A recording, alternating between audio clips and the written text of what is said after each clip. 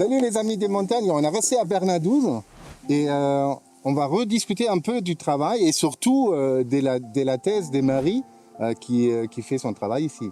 Allez, à tout de suite.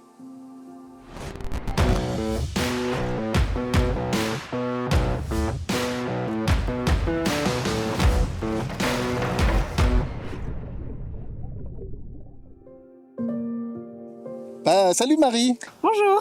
Tout va bien? Super. C'est Super. beau, c'est génial. Ah, c'est beau, c'est génial. Un peu de vent fraîche, non? Un peu de vent frais, ça fait du bien quand même. Ça fait du bien, carrément. Alors, super. Comme je dis, on est à Bernadouze. C'est ta thèse. C'est quoi le sujet de ta thèse? Oui, alors moi je travaille sur tout ce qui va être la fixation du carbone par les micro-organismes dans les tourbières. Donc on essaye de caractériser un peu comment les bactéries peuvent fixer du CO2 et voir quelle part ça va apporter en fixation de CO2, puisqu'on sait que les plantes fixent énormément via la photosynthèse, mais les micro-organismes sont capables aussi de fixer du carbone via plein de voies différentes. Et c'est très peu connu, notamment dans les sols et les tourbières. Donc nous on essaye un petit peu d'aller dans cette caractérisation-là. Mais là, ce que je vois te faire, c'est tu prends la mousse, non? Oui, c'est ça. Alors là, on est sur une expérience où en fait, on a mis en place un suivi mensuel.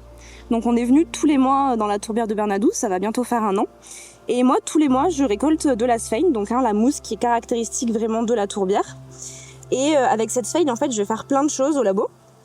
Donc ici vraiment je vais récupérer des échantillons de 2 zones différentes, une zone sèche et une zone humide comme l'a expliqué Vincent tout à l'heure, donc pour vraiment faire une différenciation des 2 zones. Et au laboratoire, je vais dans un premier temps récupérer l'ADN qui est contenu dans la mousse. Donc on a plein de micro-organismes qui vivent à la fois à la surface de la mousse et dans la mousse. Donc moi je vais extraire l'ADN de ces micro-organismes et ensuite comme ça je le caractériserai via des techniques de bioinformatique. Et c'est des approches métataxonomiques, tu fais? Oui, tout à fait, c'est ça. En fait, on va grâce à l'ADN pouvoir remonter à quelle bactérie précisément ou quel protiste, quelle algue donc est précisément présent dans cette sphène. Donc est-ce qu'on a les mêmes petites bêtes en fait dans chaque zone ou est-ce qu'on va avoir des petites bêtes différentes et on va pouvoir aller caractériser cette petite bête elle peut fixer du CO2, celle-ci elle en fixe pas donc elle va pas m'intéresser dans le cadre de mes études et sur ces petites bêtes qui fixent du CO2 en quelle proportion elles sont présentes, où est-ce qu'elles sont présentes précisément, etc. Et on associe à ça des mesures par flux.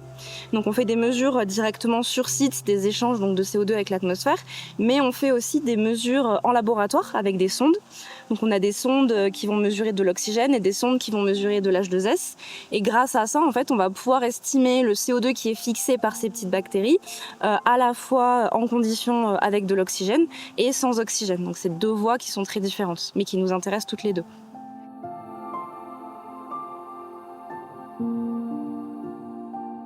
Donc là concrètement moi ce que je fais c'est que je récupère la sphène, donc je vais prendre des brins de sphène à la main. Donc les brins de sphène c'est comme ça, c'est assez long en tout cas pour l'espèce qui est dans la partie humide. On a une espèce qui est différente dans la zone sèche et on va avoir 2 parties sur les sphènes. On va avoir la partie qui est très verte en surface qui va être encore toute la zone vivante et on va avoir une partie qui est déjà morte de la sphène qui est plutôt marronâtre, donc on va retrouver plus en profondeur.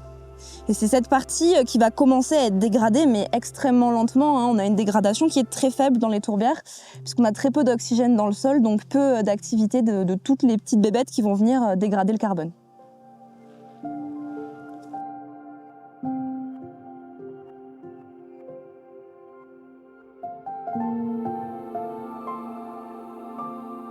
Alors, là, tu as 3 ans pour faire une thèse. Tu penses que tu peux faire tout qui a été prévu? Alors là, j'en suis déjà à la fin de ma 2e année, donc il me reste plus qu'1 an.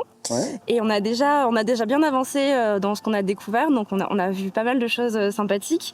Et en fait, on a encore plein de choses en cours, donc bon, peut-être que j'aurai pas le temps de tout finir en 1 an, mais la recherche, ça continuera après, plus tard, donc il y a pas de souci. On va quand même réussir. Le suivi mensuel, là, il va se finir dans 3 mois, donc normalement, on devrait avoir les données d'ici le début de l'année prochaine pour pouvoir avoir des résultats.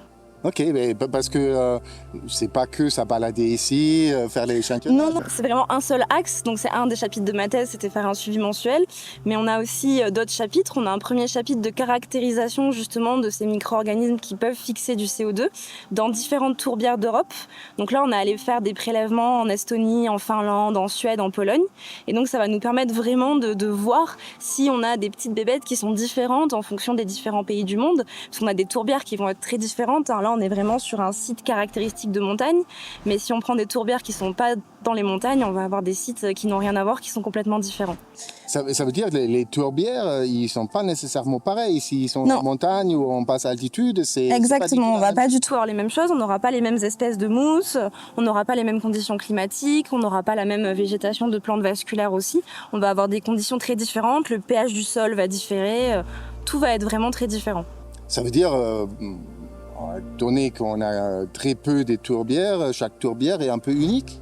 Un petit peu, ouais, dans sa façon d'être, ouais, un petit peu. Ok. On va toujours avoir des systèmes qui se ressemblent. Si on prend plusieurs tourbières de montagne, elles peuvent se ressembler. Mais ça va aussi dépendre des conditions de formation de la tourbière au départ. Et c'est quoi ton espoir pour ta thèse? Comment ça peut être utilisé, tout le travail que tu es en train de faire? Alors je pense que ma thèse c'est vraiment un commencement parce qu'il y a très peu d'études qui sont faites sur la fixation du carbone et il y a plein de voies de fixation de CO2 qui existent, qui sont très peu connues. Et donc mon espoir c'est qu'on continue en fait à travailler pour aller vraiment dans la caractérisation de la fixation du CO2, qu'on aille plus profondément dans les études, qu'on fasse des bilans de carbone et qu'on prouve vraiment que les tourbières sont toujours essentielles aujourd'hui. C'est vraiment quelque chose qui me tient à cœur, de montrer qu'il faut qu'on protège ces écosystèmes qui sont très sensibles, qui sont très fragiles, qui parlent pas forcément à tout le monde. Il n'y a pas beaucoup de gens qui connaissent l'existence de ces territoires parce que ils sont pas très présents. Ouais. Et pourtant ils sont essentiels puisqu'ils fixent du carbone depuis des milliers d'années et vraiment ne pas les voir disparaître, les voir continuer à exister dans le futur. Ça veut dire, ouais, la politique, les décideurs, ils ont besoin peut-être mettre plus, d'abord dans la recherche, mais aussi dans la protection de Ouais, tout à fait. ces sites. Ouais, plus de moyens encore, oui, tout à fait. Que ce soit plus accès au grand public aussi, qu'il y ait peut-être plus de reportages, plus d'informations qui soient données sur ces zones-là.